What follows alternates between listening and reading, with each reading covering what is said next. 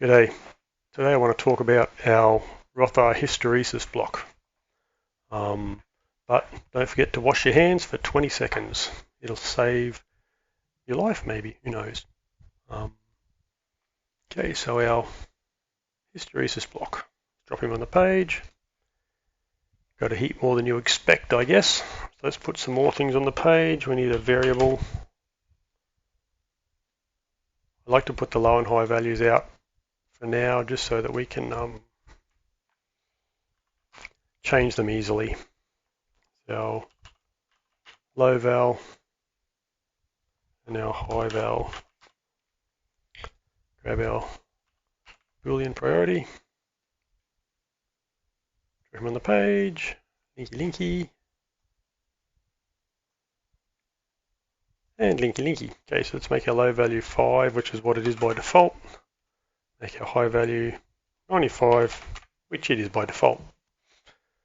So our low and high value are the values at which are included or excluded depending on how your hysteresis works. So with the direct hysteresis, it turns on at the high value and off at the low value. So at 95 it will turn on, at 5 it will turn off. Let's test that, shall we? So it's currently off. Let's set our variable to 5. Set our variable to 50. Set our variable to 95. Our hysteresis comes on. I'll change this to out. And then as our variable starts to fall again, it holds that true value all the way down to 5. And it turns it off again. So with our on value and off value, they can be whatever you want. You can have both true, both false. You can have on as false and off as true, which in effect gives you a reverse hysteresis. Or you can output null if that's what you need for your programming. But we offer the feature of being able to reverse the hysteresis inside the block. So what this means is at 5 degrees or below, the block will turn on.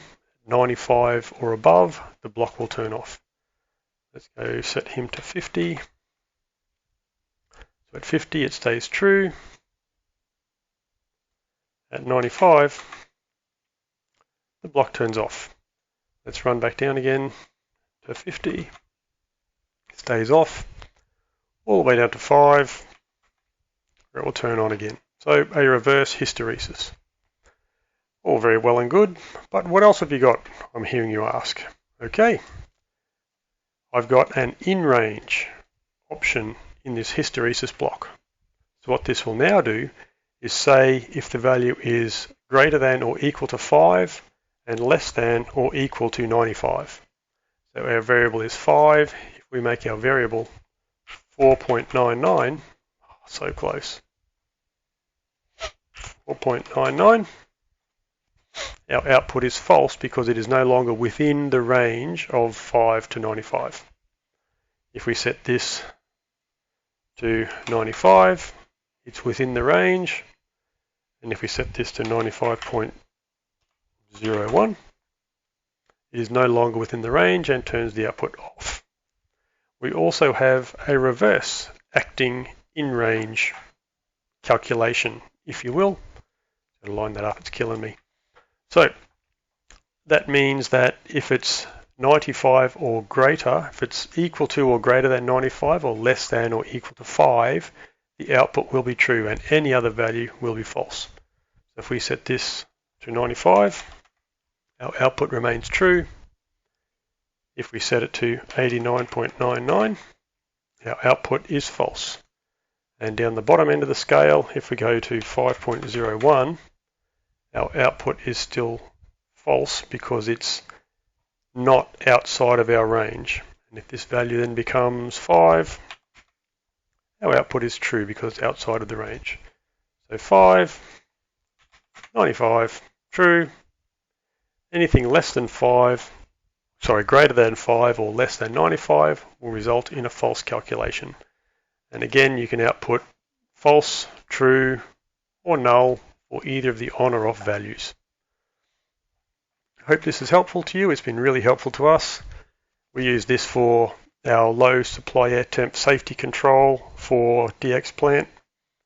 We also use it for staging DX plant. So if you've got 3 compressor stages, we use our hysteresis for that.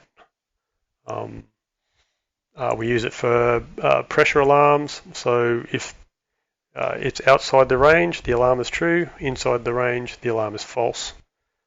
So we're able to use this one block for many purposes, resulting in range control.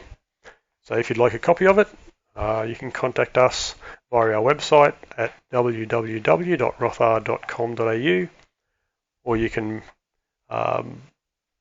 catch me on LinkedIn, or you can comment on this video and we'll get in contact that way.